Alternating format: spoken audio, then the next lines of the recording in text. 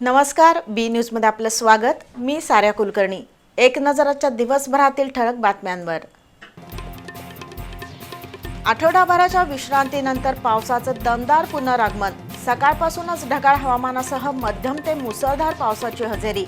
एका दिवसात पंचगंगेची पाणी पातळी 1 फुटानं वाढली।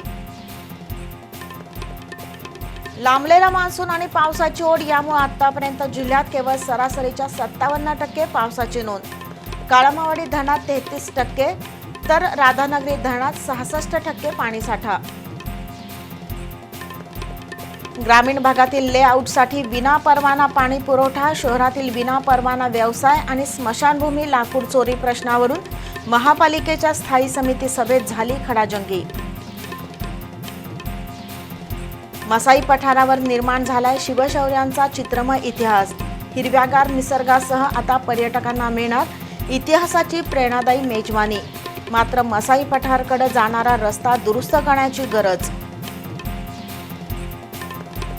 आणि नव्या पिढीला शिवशाहीच्या इतिहासाची माहिती देण्यासाठी सांगली जिल्ह्यातील तरुणाची धडपड।